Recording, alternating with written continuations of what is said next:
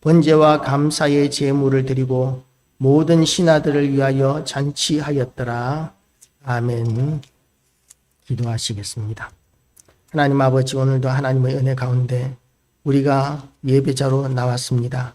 하나님께서 지극히 높은 하늘 보좌에서 이곳까지 임재하시는 이유는 우리의 보잘것없는 이 초라한 예배를 하나님께서는 지극히 기뻐하시기에 또한 이 자리에 오셔서 이 자리에 함께 하심을 믿사오니 하나님 아버지, 우리가 하나님께서 이곳에 계시는 것을 알게 하시고 그 영광이 우리를 덮는 그 은혜를 우리가 누리게 하시고, 그래서 하나님 아버지, 우리가 예배를 드리는 것을 통하여 우리의 얼굴에 하나님의 영광이 나타나고 우리의 삶이 달라지고 우리의 인생이 달라지는 역사가 이 시간도 있게 하여 주시옵소서.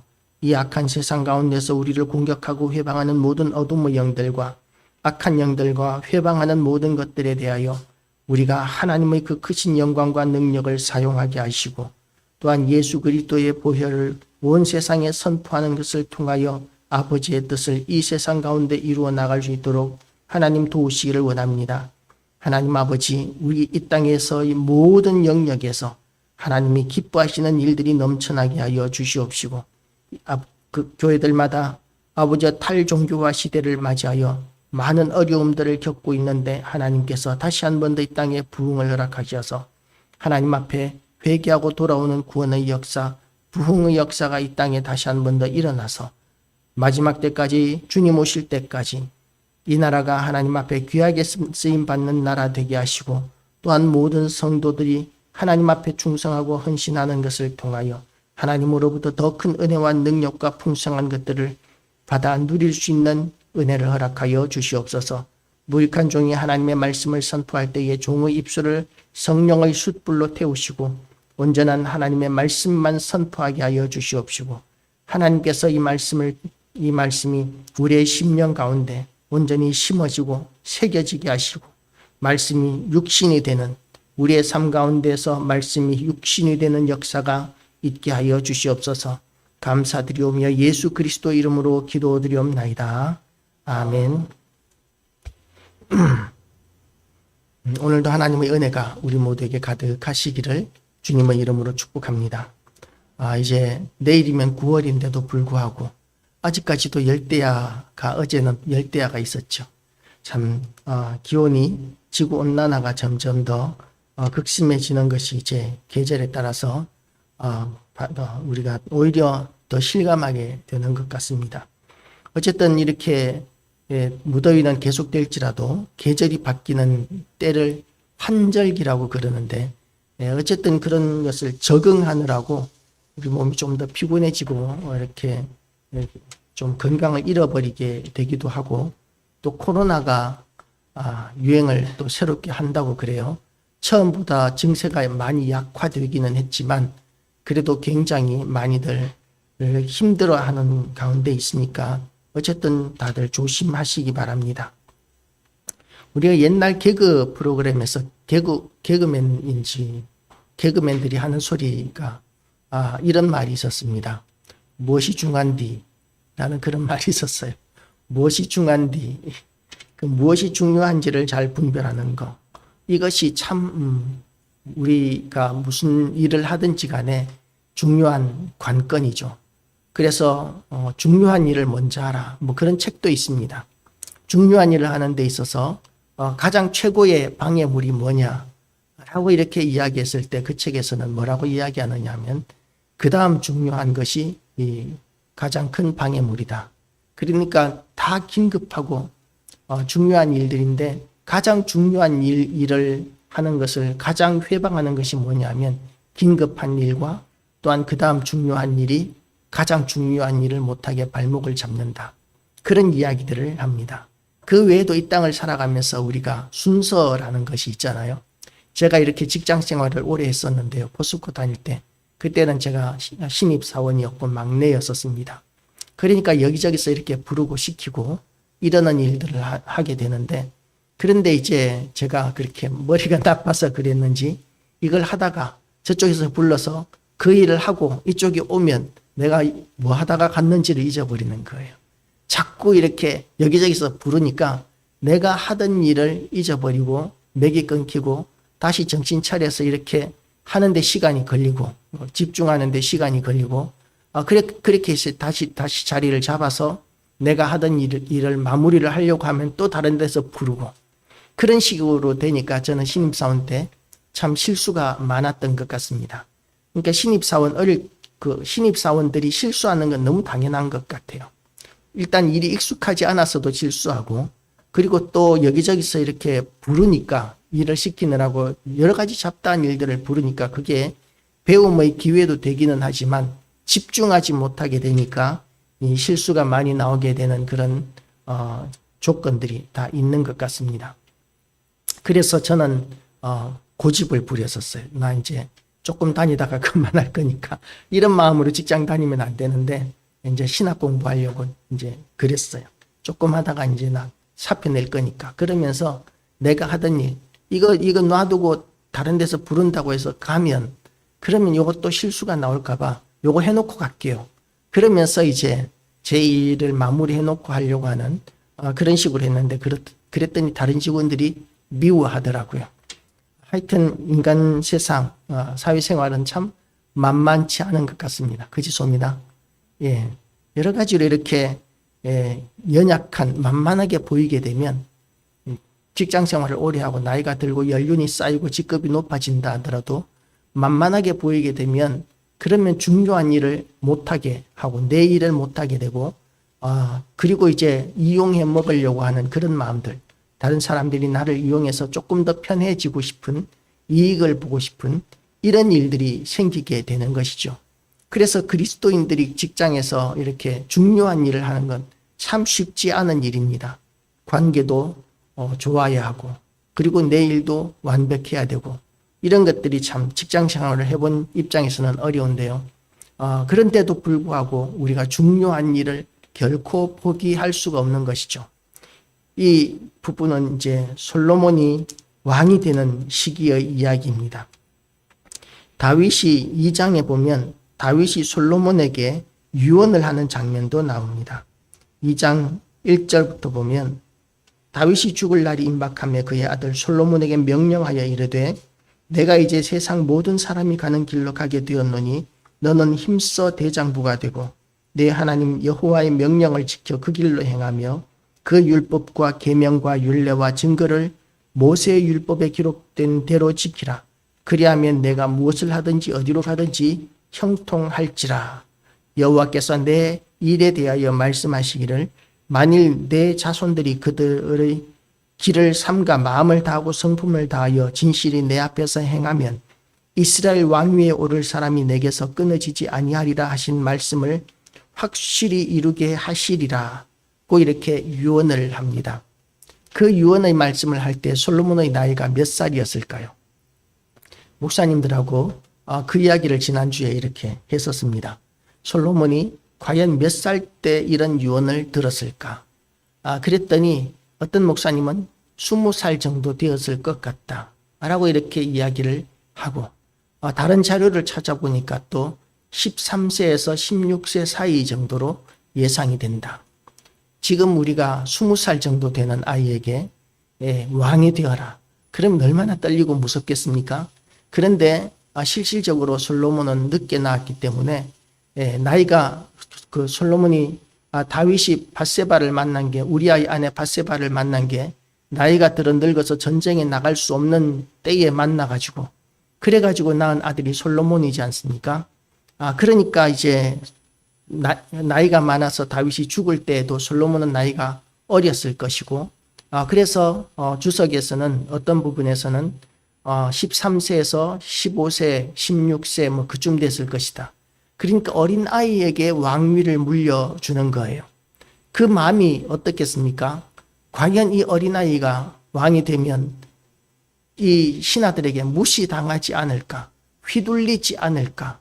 왕이 신하들에게 휘둘리면 어떤 일이 생기느냐 하면 왕권을 빼앗기고 나라가 뒤집힐 수 있는 그런 일들이 생기게 되는 것이죠. 우리가 단종이 어린 나이에 왕위에 올랐을 때에 그 숙부에게 왕위를 빼앗긴 사건이 우리나라 역사에도 있지 않습니까? 어린 나이에 왕위에 올랐을 때는 수렴청정이라는 것을 해가지고 이제 뭐 대비가 이렇게 뒤에 앉아서 왕 그 앞에 앉나요? 뒤에 앉나요? 수렴청정 그렇게 그 나라를 오히려 그 대신해서 다시 다스리고, 그리고 이제 20살이 넘어가면 이제 왕으로서의 모든 권한을 이렇게 주는 그런 우리나라 제도들도 있었던 것이죠. 그동안은 허수아비 왕인 것과 마찬가지입니다.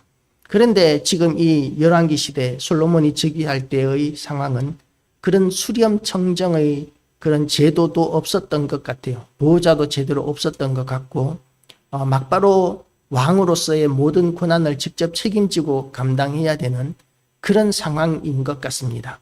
얼마나 두렵고 떨렸겠습니까? 솔로몬도 그렇고, 왕위를 또한 물려주는 다윗의 마음도 불안하기 짝이 없었을 것입니다. 우리 같으면 불안하지 않겠습니까? 사업체를 하는데 만약에 그 사업체를 아들에게 물려주는데 아들이 15살이다, 16살이다. 이걸 물려줘야 되나 말아야 되나? 그 고민하게 되지 않겠습니까? 그러니까 다윗의 입장에서도 불안하기 짝이 없고, 솔로몬 받는 입장에서도 나이가 너무 어린데 그 나이든 그야말로 아버지 뻘 되는 그런 신하들과 함께 나라를 통치한다는 것은 그야말로 두렵기 짝이 없는 일일 뿐만 아니라, 두렵기만 한 것이 아니라 실제로 위험하기도 한 일입니다. 나라가 뒤집혀질 수도 있고 빼앗길 수도 있고, 신하의 반란에 의해서 권신에 의해서, 권세를 잡은 신하에 의해서 생명을 잃을 수도 있는 그런 지금 위태로운 상황이 솔로몬이 왕위에 올라가는 상황인 것이죠. 이럴 때 다윗은 무엇을 붙들었느냐 하면 여호와 하나님을 붙들었습니다. 다윗이 죽을 날이 임하며 그 아들 솔로몬에게 명령하여 한 말씀이 뭐였느냐 하면 하나님의 말씀을 붙들고 그 말씀대로 행하라는 것이었죠. 하나님의 말씀을 붙들고 행하면 그러면 어디를 가든지 형통할지라고 이렇게 이야기를 합니다.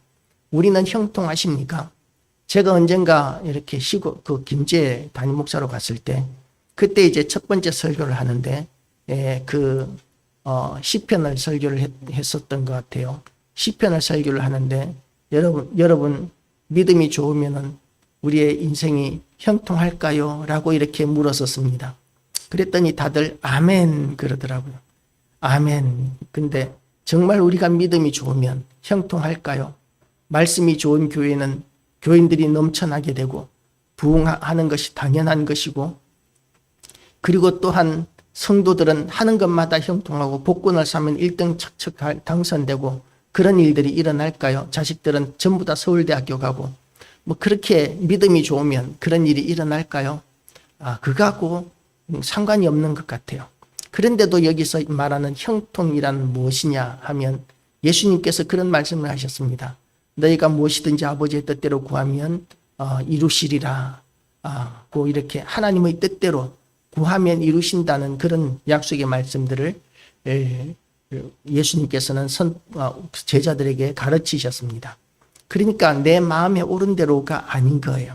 내 마음에 오른 대로, 부흥은 이런 것이고 형통함은 이런 거야라는 내 마음대로의 결론을 내려놓고, 그래서 믿음이 좋고 헌신하면 그러면 하나님께서 갚아주시는데, 내가 하나님 앞에 드린 거하고 비교도 될 수 없을 만큼 많은 것을 하나님께서 주셔야 돼 라고 생각하면서 복권을 기대하고 사업의 형통함을 기대한다면 그런 일들은 거의, 물론 일어나는 경우도 없지는 않아요. 근데 거의 일어나지 않는 것이 일반적인 것이죠. 물론 하나님께서 복을 주셔서 공부 못하던 아이가 공부 잘하게 되는 그런 경우들도 있습니다. 제가 울산에서 이렇게 개척교회 할 때 성도 한 분이 아무것도 가진 것이 없었는데, 그런데 이제 하나님께서 헌신하라고 말씀을 하셔가지고 제가 시킨 게 아니고 그분이 기도하는 중에 하나님으로부터 받았어요. 그래서 무슨 헌신을 할까 그러다가 교회 청소를 그렇게 하기 시작하셨어요. 화장실 청소도 하고 본당 청소도 하고 혼자서 매주 교회 청소를 그분이 하셨는데, 그런데 그 뒤에 어떤 일들이 생기느냐 하면 그렇게 그 단칸방에서 그야말로 짜부라질 것 같은 그런 너무 초라한 집에서 살다가 좀 더 넓은 집으로 이렇게 이사 가게 되고 빚도 탕감이 되고, 공부 못하던 아이들이 성적들도 최고 성적까지 오르지는 않았지만 성적들도 많이 오르고 공부를 해야 되겠다는 그런 마음들도 아이들이 가지게 되고, 그냥 공부하라고 시키는 것도 아니고 다른 것이 달라진 것도 아닌데 어쨌든 그전보다는 굉장히 여건이 좋아진 것을 그렇게 본 적이 있습니다. 혜진이 엄마 이야기예요. 기억하시겠지만, 그렇게 이제 하나님께서 도우시는 경우들도 있지만 그렇지 않은 경우들도 분명히 있다는 것을 우리는 명심해야 되는데, 왜냐하면 형통의 개념이 우리가 생각하는 것과 하나님이 생각하시는 것이 다를 수 있는 경우들이 굉장히 많다는 것을 우리는 인정해야 합니다. 하나님께서 말씀하시는 형통은 하나님의 뜻대로 구하는 것이며 무엇이든지 다 이루신다는, 주신다는 것이 하나님의 기준의 형통함입니다. 하나님의 뜻이 우리 아이들이 공부 잘하고 사업이 잘 되고 그리고 우리가 건강한 것이 하나님의 뜻이라면, 그러면 우리는 그렇게 될 것입니다. 믿음이 좋으면. 그런데 하나님의 뜻이 그것이 아니라면, 그러면 우리가 가난해질 수도 있고 또는 억울한 일을 당할 수도 있고 힘든 인생을 살 수도 있습니다. 제자들의 삶은 어렵고 힘든 삶이었었습니다. 모든 것을 내려놓고 예수님을 따라 살았고 복음을 전하고 사명 감당하기 위해서 살았는데 결과는 전부 다 순교하는 것으로 끝이 났죠. 인간적으로 봐서는 말도 안 되는 상황이라고 이야기할 수 있습니다. 하나님 앞에 헌신했는데 그 결과가 억울한 죽음을 당하는 것이었다는 것이죠. 그런데 하나님께서는 그것을 형통함으로 보셨습니다. 그래서 우리가 무엇보다도 중요한 것이 뭐냐 하면 무엇이 하나님의 뜻인가를 알아가는 것이 중요합니다. 아까 무엇이 중요한디라고 이야기했지 않습니까? 하나님의 뜻을 분별하는 것이 가장 중요합니다. 그래서 하나님의 뜻을 분별하고 그 뜻대로 살아가게 되면 하나님의 은혜를 누리게 되는 것이죠. 하나님께서는 지혜를 주시는 하나님, 그리고 형통함을 주시는 하나님, 똑똑하다고 해서 뭐든지 잘 되는 인생이 세상이 아니지 않습니까? 천재 소년들, 우리가 옛날 텔레비전 프로그램에서 천재에 대한 그런 이야기들이 방송들이 많이 됐던 것 같아요. 저런 아이들이 크면은 무엇이 될까? 그렇게 이제 생각을 하면서 그 천재 아이들을 본 적이 있었습니다. 그런데 그 아이들 이렇게 보면 물론 잘된 아이들이 분명히 있겠지만 별거 아닌 오히려 사기꾼이 되어버린 그런 천재 아이도 있고, 보도에 의하면. 그리고 사실은 천재가 생각보다 굉장히 많더라고요. 사법고시 합격한 판검사들 경우에는 지금은 이제 법률대학원을 나와서 이제 변호사 고시를 쳐서 그렇게 법률가가 되기도 하지만, 옛날에 사법고시 칠 때 사법고시 합격하는 사람들은 거의 다 천재였던 것 같아요. 그리고 의사들은 지금도 의사들이 하는 이야기가 보면 이렇게 책을 한번 딱 보면 책이 사진이 찍히는 아이들이 굉장히 많다고 그러더라고요. 의대에서는. 그래서 아무나 의대에 가는 건 아닌 것 같아요. 눈에 이렇게 책을 이렇게 보고 넘기면 그러면 책이 이렇게 사진 찍히듯이 머리에 이렇게 보관이 되니까 시험 칠 때 얼마나 좋겠습니까? 그 정도 머리가 돼야 이렇게 잘 되는 것 같아요. 그런데 이런 모든 것들이 하나님께서 주시기도 하시지만 때로는 사도들과 같이 제자들과 같이 어렵고 힘든 일을 겪는 것이 형통함이 될 수도 있다는 것이죠. 그래서 우리는 무엇보다도 하나님의 뜻을 분별하는 것이 중요하고 하나님의 뜻이 이루어지는 것을 기뻐할 줄 알아야 합니다. 제자들이 이제 대제사장들에게 붙들려 갔습니다. 그리고 이제 예수의 이름으로 아무것도 전하지 말라고 이렇게 명령을 받고 그리고 매 맞고 풀려나섰습니다. 그때 그 매는 사실은 얼마나 잔혹하고 가혹한 매인지 몰라요. 너무나 잔혹하고 가혹한 매이기 때문에 온몸이 피투성이가 되어서 이렇게 나올 수 있었을 것으로 생각이 됩니다. 그런데 그런 매를 맞고 나오면서 예수 그리스도의 고난에 동참하는 것으로 인하여 기뻐하였더라. 성경은 그렇게 이야기하고 있습니다. 그게 형통함이라고 성경은 이야기합니다. 왜냐하면 영원한 상이 크기 때문에 그래요. 우리가 예수의 이름으로 이렇게 고난받고 이렇게 억울한 일을 당하는 이 모든 것들을 하나님께서는 당연한 거야 라고 이렇게 여기는 것이 아니라 헌신으로 보시고 그리고 갚아주시는데 그것 우리가 억울한 일을 당한 것과는 비교도 되지 않는 풍성한 것으로 그리고 또한 그것은 영원한 것이 될 것입니다. 영원한 하나님 나라에서 누릴 것이기 때문에. 그래서 그런 일을 당하는 그 가치가 어떤 것인지를 아는 제자들은 기뻐하고 즐거워할 수 있었던 것이죠. 우리의 신앙도 하나님의 뜻이 무엇인지를 분별하는 것이 가장 중요합니다. 그러면 우리가 수고하는 이 모든 것들, 헌신하는 이 모든 것들의 결과가 어떤 것인지를 알면, 그러면 그것이 손해라는 생각이 안 들고 기회다라고 생각이 들 수 있는 것이죠. 내가 이것을 통해서 하늘에 쌓아놓는 기회다라고 이렇게 여기게 될 때에 우리가 하는 모든 일들, 손해보는 모든 일들, 수고하는 모든 것들이 오히려 기쁨이 될 수 있고 즐거움이 될 수 있는 것입니다. 하나님 앞에 다윗은 솔로몬을 맡겼습니다. 그리고 솔로몬은 또한 하나님 앞에 자신을 의탁하는 모습을 보여주고 있습니다. 솔로몬은 참 하나님 앞에 이렇게 왕이 되고 난 뒤에 두렵고 떨리는 마음으로 제사를 드리는데 1000번제를 드렸다라고 이렇게 이야기합니다. 솔로몬이 애굽 왕 바로와 더불어 혼인 관계를 맺어 그의 딸을 맞이하고 다윗 성에 데려다가 두고 자기의 왕궁과 여호와의 성전과 예루살렘 주위의 성의 공사가 끝나기를 기다리니라고 하면서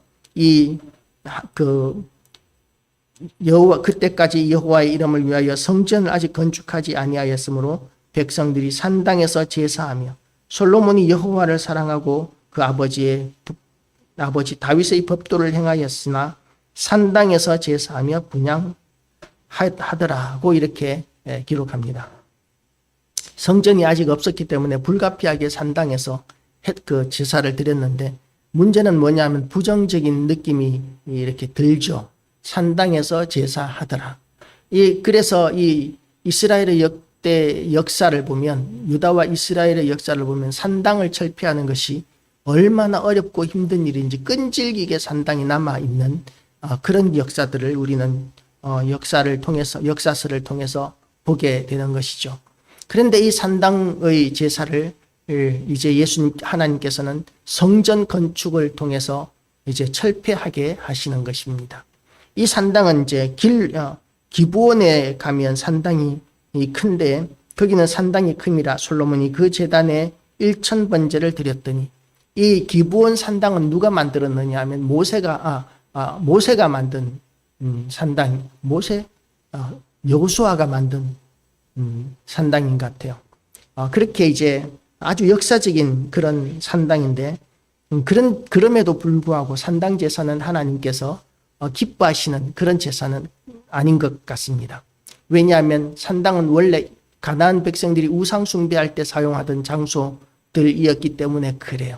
그리고 또한 중앙성전 신앙, 이것이 중요한 이유가 뭐냐 하면 그곳에 가야 하나님의 말씀을 제대로 아는 제사장들이 또한 레위인들이 하나님의 말씀을 제대로 가르치기 때문에 그렇습니다. 하나님의 말씀이 없으면 그러면 하나님을 믿고 섬긴다 할지라도 자기 마음에 옳은 대로 행하는 수밖에 없는 것이죠. 자기 마음대로의 하나님을 만들어 놓습니다. 그리고 그 하나님은 이렇게 하셔야 된다는 하나님의 도덕 규율을 자기가 만듭니다.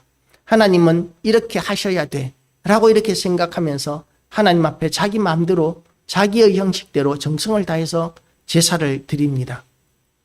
그리고 내가 제사를 드렸기 때문에 하나님께서 이렇게 갚아주셔야 된다는 그런 것이 없으면 그러면 믿음을 잃어버리게 되고 그리고 어떤 일이 생겨나게 되느냐 하면 다른 우상 숭배들을 하게 됩니다. 하나님의 뜻대로 섬기는 것이 굉장히 중요합니다. 그래서 우리의 신앙은 아는 만큼 믿는다라는 그런 이야기도 있습니다. 리더는 리더다 그런 이야기를 하기도 하죠. 리더는 리더다. 그러니까 책을 많이 읽은 사람이 리더가 되어야 한다.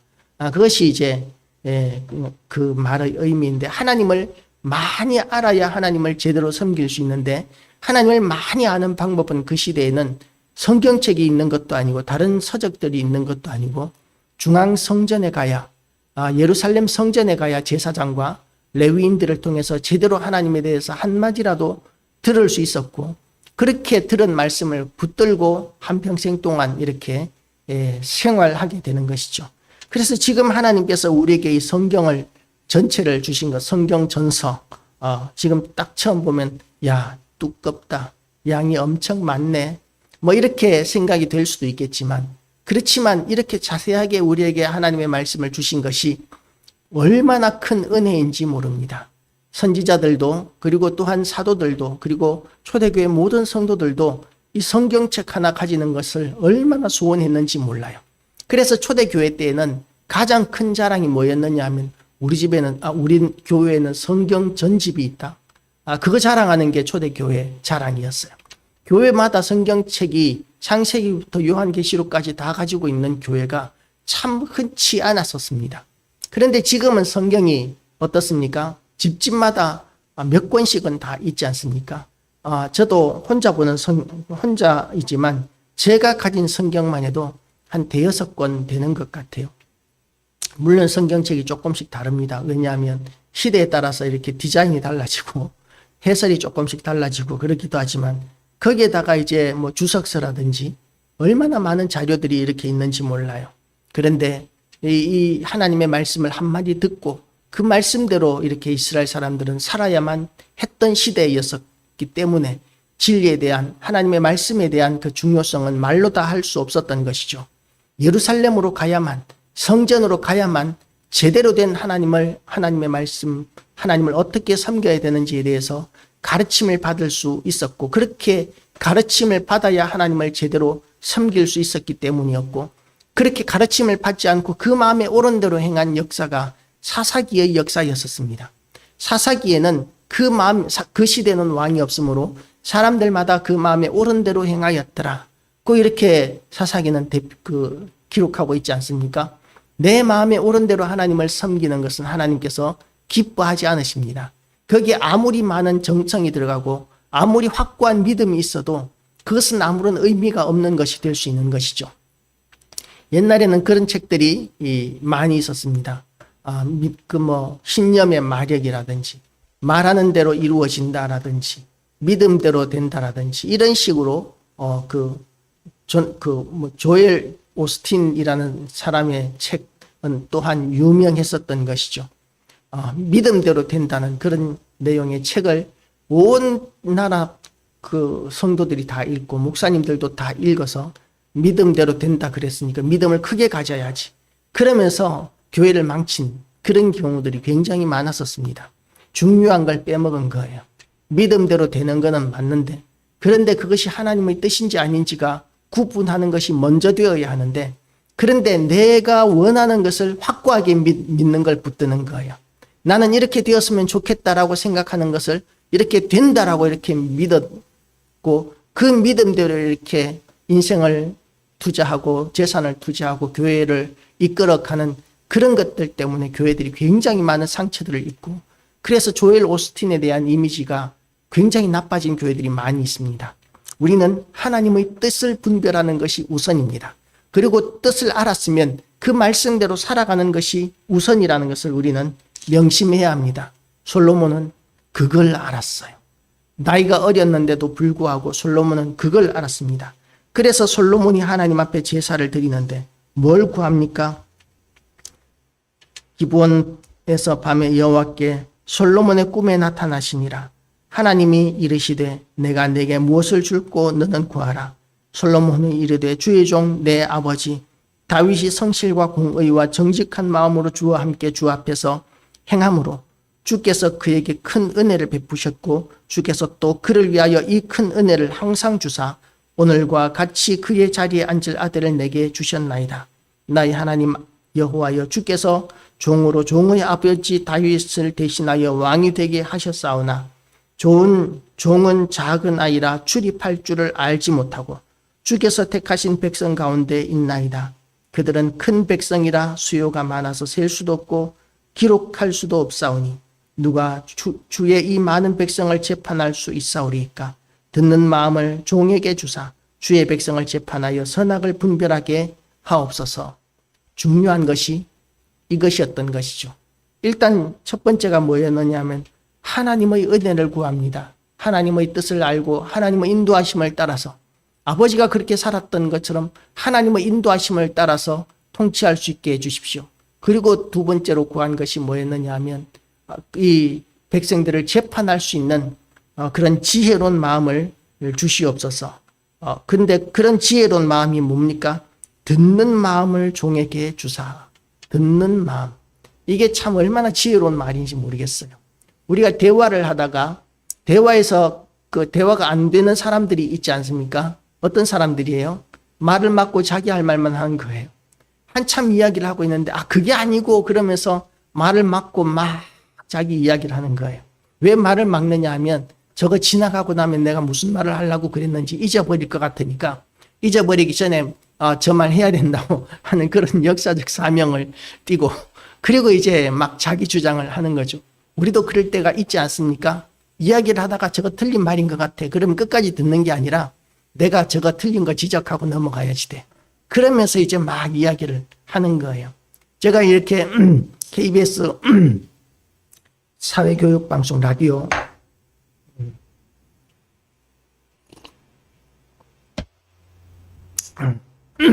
토론 프로그램을 한참 잘 들을 때였는데 지금은 잘 안 듣죠. 지금은 유튜브들을 많이 보게 되기 때문에.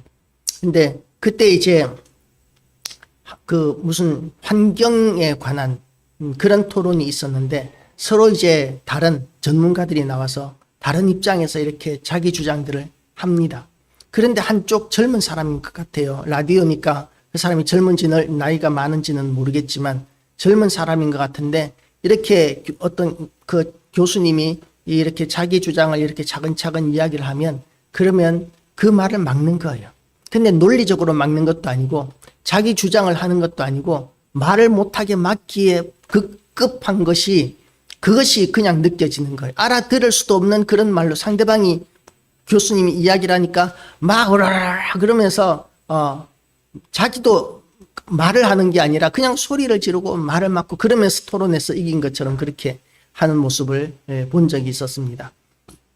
그래서 왜 KBS가 그런 식의 초등학생도 대화를 할 때는 다른 사람들의 말을 끝까지 들어줘야 한다는 것이 기본인데 그것조차도 안 돼 있는 사람 불러와서 이렇게 짜증내게 하느냐. 나는 이런 토론을 즐겨 들으면서 지식도 얻고 논리도 배우고 그렇게 하는데 그런데 이런 식으로 시간 낭비하게 만드느냐고 항의도 보냈더니 그 사람 말을 이제 그다음부터는 중지를 시키더라고요. 사회자가.